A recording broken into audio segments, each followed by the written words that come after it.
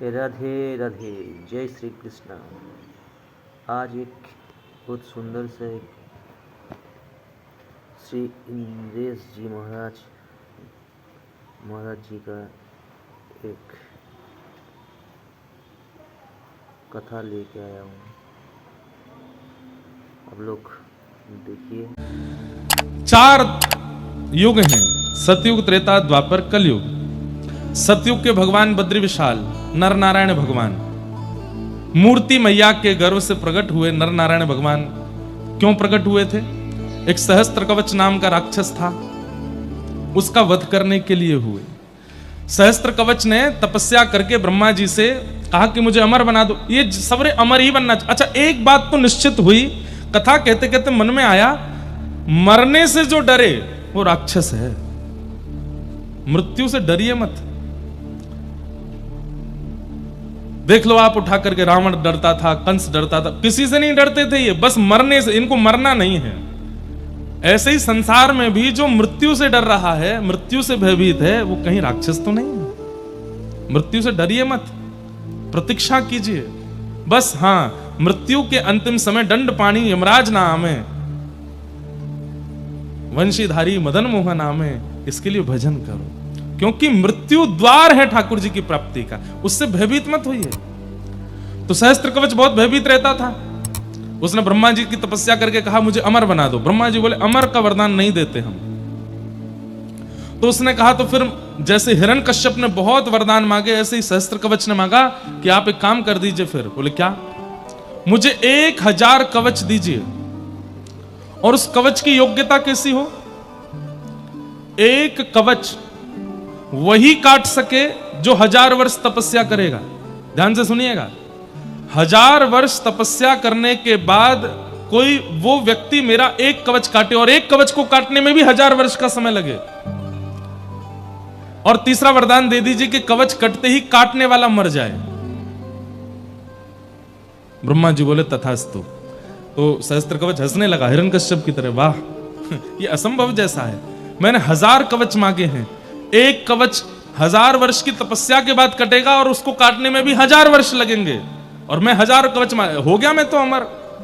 ब्रह्मा जी बोले समय बताएगा।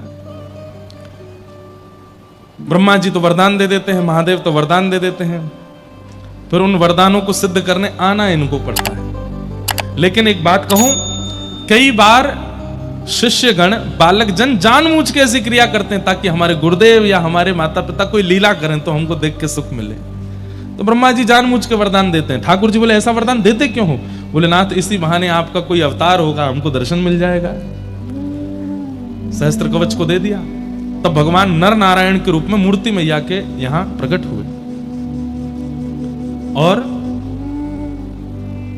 वे दोनों गए बद्रिकाश्रम, और वहां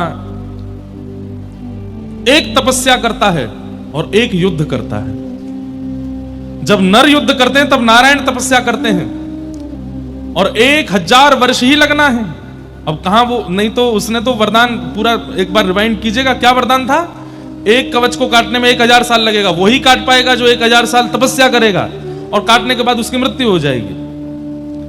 तो नर नारायण भगवान ने किस पद्धति से मारा उसको कि जब नर युद्ध करते हैं तो 1000 वर्ष युद्ध में लगेगा, उतनी देर नारायण बैठ के तपस्या करते हैं। और जैसे ही उसका कवच कटता है और वो अपनी वरदान के स्वरूप में नर को परास्त कर देता है, कवच कटते ही वे मूर्छित होकर गिर जाते हैं, तब भगवान नारायण मृत संजीवनी विद्या से उसको जीवित कर देते हैं। वो कहते तू तब पे बैठ, अब मैं लड़ता हूं। फिर नारायण लड़ते हैं, उसका कवच काटते हैं। उतनी देर नर बैठ करके तपस्या करते हैं। जैसे ही नारायण मूर्छित होते हैं, मृत संजीवनी विद्या से उनको पुनः प्रकट करके आप बैठो तपस्या में, मैं युद्ध करता हूं। दोनों ने ऐसे युद्ध करते करते उसको शांति नहीं लेने दी। ऐसे वरदान का क्या फायदा? देखा जाए तो वो 9000 वर्ष तक लड़ता ही रहा, बैठ नहीं पाया शांति से। अरे व्यक्ति जब जेल हो जाती है ना, तो 10-12 साल में ये सोचता है मुझे कोई रोग ही हो जाए, मैं मर ही जाऊं इससे अच्छा तो। लेकिन वो सहस्त्र कवच मर नहीं सकता। क्यों? वरदान है, 1000 कवच जब तक नहीं कटेंगे तब तक नहीं मरेगा। वरदान उल्टा पड़ गया उसके ऊपर। 9,000 वर्ष तक युद्ध करता रहा और नर नारायण उसको बैठने ही नहीं देते, श्वास, बल्कि नर नारायण आराम करते हैं। 1000 वर्ष युद्ध करने के बाद 1000 वर्ष तपस्या करते हैं, बैठ के सुख लेते हैं।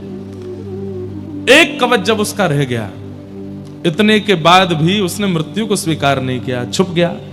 सूर्य नारायण के पास जाकर के जब छुपा, कालांतर में द्वापर युग में कुंती मैया ने सूर्य नारायण को जब प्रकट किया, तब उन्होंने प्रसन्न होकर के एक पुत्र प्रदान किया, वही कर्ण।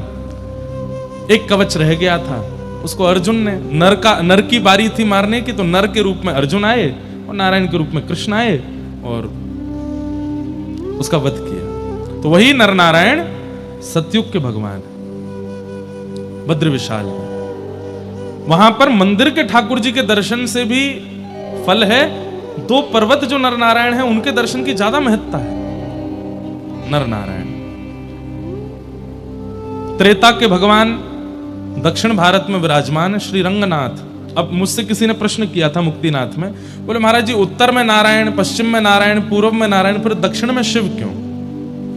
क्योंकि रामेश्वरम को दक्षिण का धाम मानते हैं। बात ऐसी है कि चारों दिशाओं में 4-4 धाम हैं, नारायण और शिव दोनों के। जैसे उत्तर में बद्र विशाल है और शिव का धाम केदारनाथ है, पश्चिम में नारायण का धाम द्वारिका है और शिव का धाम सोमनाथ, या फिर कहो वहीं द्वारिका में ही है एक शिव जी का स्वरूप है, दारुका बने, क्या नाम है, नागेश्वर। तो शिव का धाम पश्चिम में, पूर्व में जगन्नाथ जी नारायण का धाम और लिंगराज भुवनेश्वर के ये शिव धाम। ऐसे ही दक्षिण में श्री रंगनाथ ये नारायण का धाम है और शिव धाम रामेश्वरम है। लेकिन बहु प्रसिद्धि रामेश्वरम जी की ही है, तो लोग दक्षिण का धाम केवल उन्हीं को मानते। केवल वे नहीं है, नारायण का धाम श्री रंगनाथ है। तो त्रेता में, सतयुग में बद्री विशाल, त्रेता में रंगनाथ और रामेश्वरनाथ, द्वापर में द्वारिकानाथ और नागेश्वर, और कलयुग में श्री जगन्नाथ धाम। श्री जगन्नाथ का ही महत्व है। सतयुग में तपस्या कर रहे हैं भगवान, पूरे सतयुग तपस्या करने के बाद त्रेता में पौड़े हैं, आराम कर रहे हैं, लेटे हैं शेषनाग पर। द्वापर में उठ के खड़े हुए तो थोड़ा काम वाम देख रहे हैं, राजा अधिराज महाराज द्वारिकाधीश शासन कर रहे हैं। और कलयुग में महाप्रसाद, केवल प्रसाद ही पा रहे हैं, सुबह से शाम तक केवल पाते ही रहते हैं। जगन्नाथपुरी प्रसिद्धि है, इतना बड़ी रसोई घर कहीं है ही नहीं, इतनी बड़ी पाकशाला पूरी दुनिया में नहीं है, केवल प्रसाद पाते हैं। इसलिए ये जगतनाथ भी हैं, लेकिन जगन्नाथ भी हैं, पूरे विश्व के अन्न के नाथ भी हैं। जगन्नाथ प्रसाद पाते हैं और यहां प्रसाद पाना ही सर्वोपरि है। ठाकुर भले विराजे हो उड़ीसा जगन्नाथपुरी में, हो ठाकुर भले विराजे हो, ठाकुर भले विराजे हो उड़ीसा जगन्नाथपुरी में, ठाकुर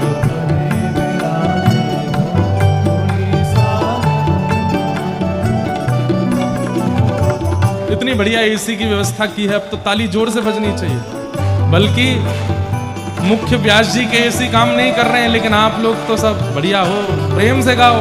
और 4 दिन ये हमारे जीवन की बहुत बड़ी उपलब्धि वाली कथा है, इसलिए भैया 4 दिन उत्साह में कमी नहीं होनी चाहिए। महाप्रभु जगन्नाथ जी का जन्मोत्सव खूब आनंद से मनाएंगे हम सब। अरे ठाकुर भले विराजे हो उड़ीसा